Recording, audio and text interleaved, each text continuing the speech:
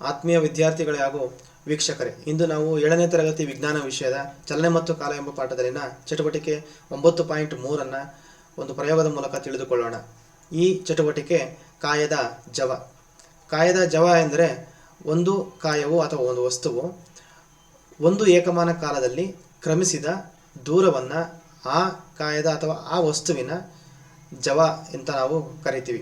ಈಗ for example, ನಮಗೆ ಒಂದು ಕಾಯ ಅಥವಾ ಒಂದು ವಸ್ತು 1 ನಿಮಿಷದಲ್ಲಿ 1 ಮೀಟರ್ನಷ್ಟು ದೂರವನ್ನು ಕ್ರಮಿಸಿದರೆ ಅದನ್ನು ಆ ಕಾಯದ ಅಥವಾ ಆ ವಸ್ತುವಿನ ಜವ ಅಂತ ಕರಿತೀವಿ. ಇದನ್ನು ನಾವು ಒಂದು ಚೆಂಡನ್ನು ತೆಗೆದುಕೊಂಡು, ಚೆಂಡು ಈಗೇನಾಗುತ್ತೆ, ಒಂದು ಆ ಕಾಯ ಆಗುತ್ತೆ, ಕಾಯಕ್ಕೆ ಒಂದು ಉದಾಹರಣೆ ಆಗುತ್ತೆ.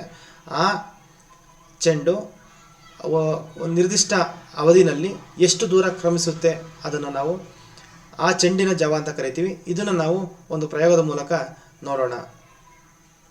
ಪ್ರಯೋಗಕ್ಕೆ ಬೇಕಾದ ಸಾಮಗ್ರಿಗಳ ಪರಿಚಯವನ್ನು ಮಾಡಿಕೊಳ್ಳೋಣ. ರಂಗೋಲಿ ಪೌಡರ್, ಚೆಂಡು,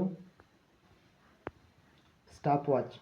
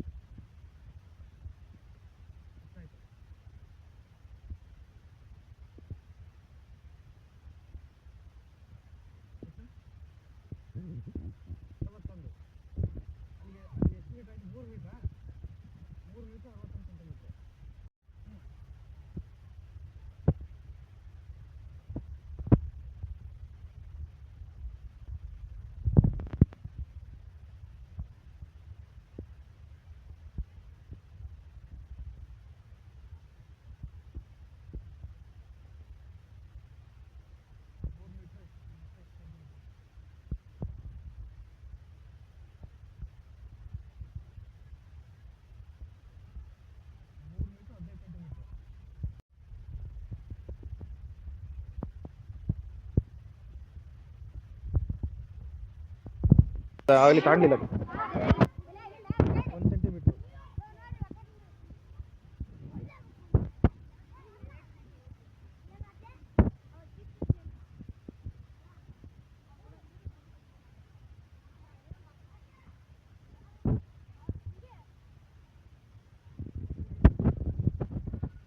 ಎಷ್ಟು ಸೆಂಟಿಮೀಟರ್? 3 ಮೀಟ್ರು. ಆಮೇಲೆ ಈಗ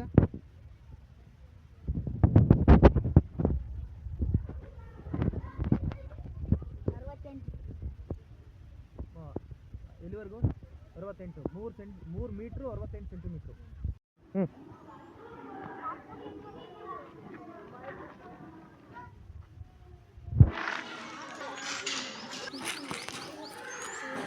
1 ಮೀಟ್ರು, 2 ಮೀಟ್ರು, 3 ಮೀಟ್ರು, 3 ಮೀಟ್ರು,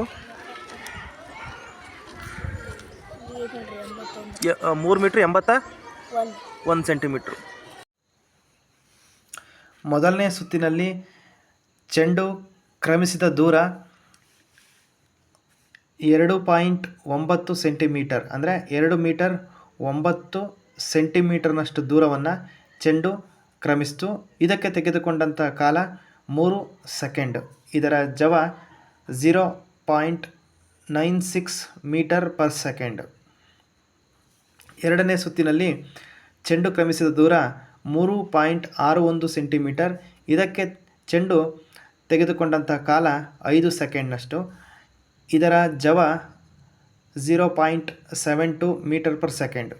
ಮೂರನೇ ಸುತ್ತಿನಲ್ಲಿ ಚೆಂಡು ಕ್ರಮಿಸಿದ ದೂರ 3.15 ಸೆಂಟಿಮೀಟರ್. ಇದಕ್ಕೆ ತೆಗೆದುಕೊಂಡ ಕಾಲ 4 ಸೆಂಟಿಮೀಟರ್. ಹಾಗಾದರೆ ಈ ಸುತ್ತಿನಲ್ಲಿ ಚೆಂಡಿನ ಜವ ಎಷ್ಟಿತ್ತು ಅಂತಂದರೆ 0.78 ಮೀಟರ್ ಪರ್ ಸೆಕೆಂಡ್.